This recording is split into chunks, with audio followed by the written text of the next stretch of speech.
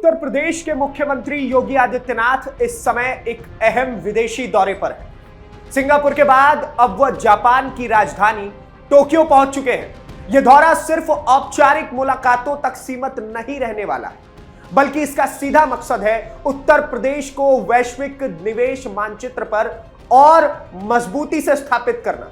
पूरी खबर क्या है मैं आपको विस्तार से बताता हूं।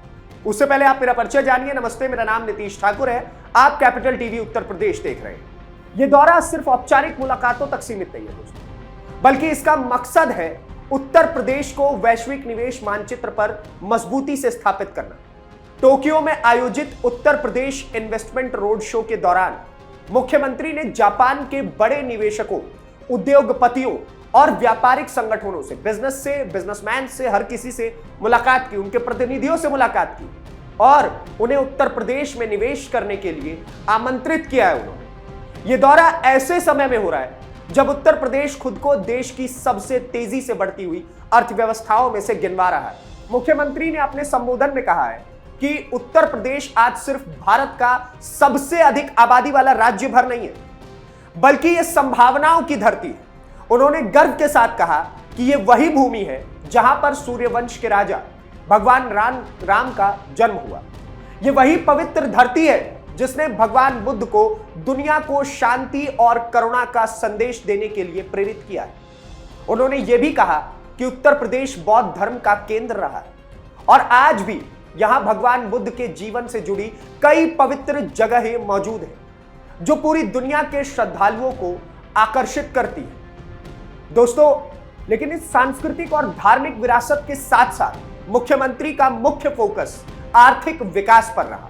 उन्होंने निवेशकों को बताया कि पिछले 9 वर्षों में उत्तर प्रदेश ने विकास की रफ्तार को नई ऊंचाइयों तक पहुंचा है। राज्य में एक्सप्रेसवे का जाल बिछाया गया है, सड़क नेटवर्क को इस तरह विकसित किया गया है कि राज्य के किसी भी एक हिस्से से दूसरे हिस्से तक पहुंचना अब पहले से बहुत ही आसान हो चुका है। उन्होंने कहा कि भारत के राष्ट्रीय राजमार्ग नेटवर्क का बड़ा हिस्सा उत्तर प्रदेश से होकर के गुजरता है, जिससे लॉजिस्टिक्स और परिवहन की सुविधा बेहद मजबूत होती है। रेल नेटवर्क की बात करें तो उत्तर प्रदेश देश में सबसे व्यापक रेल नेटवर्क वाले राज्यों में से एक है, यानी कि यहां पर सबसे अधिक रेलवे ट्रैक्स बिछाए जा चुके हैं। मुख्यमंत्री ने अपने संबोधन में यह भी स्पष्ट किया कि किसी भी राज्य के विकास के लिए इंफ्रास्ट्रक्चर की मजबूती बेहद जरूरी होती है। उन्होंने बताया कि उनकी सरकार ने सैकड़ों rail, air connectivity, industrial corridor और लॉजिस्टिक्स हब पर लगातार काम किया है। आज उत्तर प्रदेश में 16 घरेलू और 4 अंतरराष्ट्रीय हवाई अड्डे संचालित हो रहे हैं, यानी कि कुल मिलाकर 20 एयरपोर्ट्स। साथ ही नोएडा इंटरनेशनल एयरपोर्ट जल्द ही शुरू होने वाला है, जो कि देश का सबसे बड़ा अंतरराष्ट्रीय हवाई अड्डा होगा। यह एयरपोर्ट ना केवल उत्तर प्रदेश बल्कि पूरे उत्तर भारत के लिए एक बड़ा आर्थिक केंद्र बनने की क्षमता रखता है। योगी आदित्यनाथ ने जापानी निवेशकों को यह भी भरोसा दिलाया है कि उत्तर प्रदेश में उद्योग स्थापित करने के लिए हर तरह की सुविधाएं उपलब्ध है। राज्य सरकार ने औद्योगिक नीति को सरल और पारदर्शी बनाया है। सिंगल विंडो सिस्टम के माध्यम से निवेशकों को तेज और पारदर्शी अनुमतियां मिल चुकी है। लैंड बैंक की व्यवस्था भी की गई है ताकि उद्योग लगाने के इच्छुक निवेशकों को जमीन के लिए इधर उधर भटकना ना पड़े। आपको जमीन सिर्फ लैंड बैंक के पास जाना है, उन्हें बताना है कि कितनी जमीन की आवश्यकता है, आपको मिल जाएगा। सरकार का लक्ष्य है कि निवेशकों को एक सुरक्षित, स्थिर और सहयोगी वातावरण मिले। उन्होंने यह भी कहा कि उत्तर प्रदेश को भारत की फूड बास्केट के रूप में जाना जाता है। कृषि उत्पादन में राज्य का योगदान बेहद महत्वपूर्ण है। भारत के अंदर गेहूं से लेकर चावल, गन्ना और अन्य कई फसलों के उत्पादन में उत्तर प्रदेश सबसे आगे है। इसके अलावा राज्य के पास जल संसाधनों की भी प्रचुरता है, कोई कमी नहीं है जल संसाधन, जो उद्योग और कृषि दोनों के लिए सहायक है। मुख्यमंत्री ने कहा कि किसी भी निवेशक के लिए यह जानना जरूरी होता है कि उसे कच्चा माल, पानी और श्रम बल कितनी आसानी से उपलब्ध होगा। उत्तर प्रदेश इन तीनों ही क्षेत्रों में बेहद मजबूत स्थिति में आज के समय में है। राज्य की 25 करोड़ से अधिक आबादी को उन्होंने एक बड़ी ताकत बताया। जापान के अंदर उन्होंने बताया कि अगर हमारे पास 25 करोड़ आबादी है तो हमारे लिए ताकत है। उन्होंने कहा कि इस विशाल आबादी में 56% युवा हैं। यह युवा शक्ति किसी भी अर्थव्यवस्था की सबसे बड़ी पूंजी होती है। मुख्यमंत्री ने कहा कि उत्तर प्रदेश में हर एक क्षेत्र के लिए कुशल और प्रशिक्षित मानव संसाधन उपलब्ध है।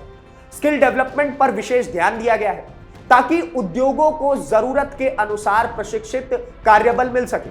उन्होंने निवेशकों को भरोसा दिलाया कि कम लागत में अच्छी गुणवत्ता वाला श्रम बल उपलब्ध होना उत्तर प्रदेश की आज के समय में सबसे बड़ी ताकत है। जापान में आयोजित इस रोड शो के दौरान मुख्यमंत्री ने निजी औद्योगिक पार्क कार्यक्रम को आगे बढ़ाने के लिए भी जापानी व्यापारिक समुदाय को आमंत्रित किया। उन्होंने कहा कि उत्तर प्रदेश सरकार चाहती है कि विदेशी कंपनियां राज्य में आकर अपने औद्योगिक पार्क स्थापित करें, जिससे रोजगार के नए नए अवसर पैदा और स्थानीय अर्थव्यवस्था को भी मजबूती मिल सके। उन्होंने यह भी कहा कि सरकार निवेशकों के साथ दीर्घकालिक साझेदारी चाहती है, ना कि केवल एक बार का निवेश। यानी कि हम ये नहीं कह रहे कि आप आइए एक बार इन्वेस्टमेंट करके चले जाइए, नहीं। अगर आप हमारे यहां बिजनेस लेकर के आते हैं तो हम आपके साथ लाइफ टाइम पार्टनरशिप के साथ काम करेंगे। सिंगापुर में अपने दौरे के दौरान मुख्यमंत्री ने डेटा सेंटर इंफ्रास्ट्रक्चर पर विशेष चर्चा की। डिजिटल अर्थव्यवस्था के इस दौर में डेटा सेंटर का महत्व तेजी से बढ़ रहा है। उत्तर प्रदेश ने इस क्षेत्र में भी बड़ी संभावनाएं विकसित की हुई है। दोस्तों, राज्य में डेटा सेंटर पार्क की स्थापना की जा रही है, जिससे आईटी और टेक्नोलॉजी सेक्टर को बढ़ावा मिल सके। जापान में भी उन्होंने तकनीकी सहयोग और निवेश की संभावनाओं पर बड़ी लंबी चर्चा की और इस दौरे का एक महत्वपूर्ण पहलू भारतीय समुदाय और छात्रों से मुलाकात भी रहा। टोक्यो में उन्होंने भारतीय मूल के लोगों और वहां पढ़ाई कर रहे छात्रों से भी बातचीत की। उन्होंने कहा कि उत्तर प्रदेश के विकास की कहानी किस प्रकार से उन्होंने सारी चीजें बताई और राज्य में उपलब्ध अवसरों के बारे में भी उन सभी लोगों को जानकारी दी। मुख्यमंत्री ने कहा कि भारत और जापान के संबंध ऐतिहासिक और सांस्कृतिक रूप से मजबूत रहे। अब समय है कि इन संबंधों को आर्थिक और औद्योगिक सहयोग के माध्यम से और गहरा किया जा सके। उत्तर प्रदेश सरकार ने इस पूरे दौरे को ब्रांड यूपी को मजबूत करने की दिशा में एक बड़ा कदम बताया। सरकार का लक्ष्य है कि राज्य को मेक इन यूपी पहल के तहत एक बड़े मैन्युफैक्चरिंग हब के रूप में विकसित किया जाए। मुख्यमंत्री ने अपने संबोधन में $1 ट्रिलियन की अर्थव्यवस्था का लक्ष्य भी दोहराया। उन्होंने कहा कि उत्तर प्रदेश को देश की $1 ट्रिलियन अर्थव्यवस्था बनाने में अग्रणी भूमिका हमें निभानी है और इसके लिए विदेशी निवेशक बेहद महत्वपूर्ण है।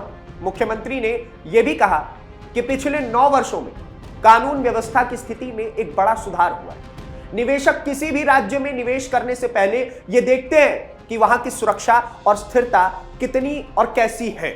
उन्होंने दावा किया कि उत्तर प्रदेश में कानून व्यवस्था बेहद मजबूत हुई और उद्योगों के लिए सुरक्षित वातावरण तैयार किया गया है। यही वजह है कि बड़े बड़े राष्ट्रीय और अंतर्राष्ट्रीय निवेशक राज्य में अब रुचि दिखा रहे हैं। जापान जैसे देश के साथ सहयोग का महत्व इसलिए भी है क्योंकि जापान तकनीक, ऑटोमोबाइल, इलेक्ट्रॉनिक्स और इंफ्रास्ट्रक्चर के क्षेत्र में विश्व में अग्रणी है। अगर जापानी कंपनियां उत्तर प्रदेश में निवेश करती हैं तो इससे तकनीकी ज्ञान का आदान प्रदान भी होगा और स्थानीय उद्योगों को नई दिशा भी मिलेगी। मुख्यमंत्री ने कहा कि उत्तर प्रदेश जापानी कंपनियों के लिए एक विश्वसनीय साझेदार बन सकती है। टोक्यो में हुए इस रोड शो को उत्तर प्रदेश सरकार की वैश्विक रणनीति का हिस्सा माना जा रहा है। राज्य सरकार पहले भी विभिन्न देशों में जाकर निवेश आकर्षित करने के लिए कार्यक्रम आयोजित कर चुकी है। इसका उद्देश्य है कि दुनिया के बड़े उद्योगपति उत्तर प्रदेश की संभावनाओं को समझे, वो जाने कि किस प्रकार से उत्तर प्रदेश उनके लिए एक महत्वपूर्ण राज्य है भारत के अंदर और वहां आकर के निवेश करें। इससे न केवल राज्य की अर्थव्यवस्था मजबूत होगी बल्कि लाखों युवाओं को रोजगार के अवसर भी मिलेंगे। इस पूरे दौरे से यह संदेश देने की कोशिश की गई है कि उत्तर प्रदेश अब केवल परंपरा और संस्कृति की भूमि नहीं है बल्कि आधुनिक विकास और औद्योगिक प्रगति की भी पहचान बन चुकी है। Expressway, airport, industrial corridors, logistic parks और स्किल डेवलपमेंट सेंटर जैसी पहलों ने राज्य को नई दिशा दी। मुख्यमंत्री का कहना है कि उत्तर प्रदेश आज निवेश के लिए तैयार है और सरकार हर निवेशक के साथ कंधे से कंधा मिलाकर काम करने को तैयार है। आने वाले समय में यह देखना दिलचस्प होगा कि इस दौरे का ठोस परिणाम क्या निकलता है। कितने MOU साइन होते हैं, कितने निवेशक और निवेश जमीन पर उतरते हैं और कितने रोजगार के अवसर पैदा होते हैं। लेकिन इतना तय है कि मुख्यमंत्री का यह विदेशी दौरा उत्तर प्रदेश को वैश्विक मंच पर स्थापित करने की दिशा में एक बेहद महत्वपूर्ण कदम है। आज उत्तर प्रदेश अपने अतीत की पहचान के साथ साथ भविष्य की संभावनाओं को भी साथ लेकर आगे बढ़ने की कोशिश कर रहा है। धार्मिक और सांस्कृतिक विरासत के साथ आधुनिक इंफ्रास्ट्रक्चर और औद्योगिक विकास का यह संगम शायद ही वो मॉडल है जिसे मुख्यमंत्री दुनिया के सामने पेश करना चाहते हैं। जापान में हुआ ये रोड शो उसी प्रयास का एक महत्वपूर्ण अध्याय भी है, जो आने वाले वर्षों में उत्तर प्रदेश की आर्थिक कहानी को नई ऊंचाई दे सकता है। बाकी आप क्या कुछ सोचते हैं इस पूरे उत्तर प्रदेश में जो एक निवेश लाने की प्रक्रिया में इस वक्त योगी आदित्यनाथ लग चुके हैं? इसके बारे में हमें कमेंट बॉक्स में जरूर बताएं। और आप किस प्रकार से देखते हैं योगी आदित्यनाथ की इस पहल को कि लगातार विदेशी दौरे पर भी वो प्रदेश को कदापि नहीं भूलते, वो कदापि अपने प्रदेश के बारे में तारीफ करना नहीं भूलते, जैसे कि उन्होंने इस बार किया भगवान राम की तारीफ करते हुए। उन्होंने बताया कि कैसे भगवान राम ने प्रदेश के अंदर ही जन्म लिया था और वो प्रदेश उत्तर प्रदेश है। आप क्या कुछ सोचते हैं इस पूरे दौरे को लेकर के हमें कमेंट बॉक्स में जरूर बताएं। और ऐसी वीडियोस को देखने के लिए कैपिटल टीवी उत्तर प्रदेश को सब्सक्राइब करें। धन्यवाद, नमस्कार, जय हिंद।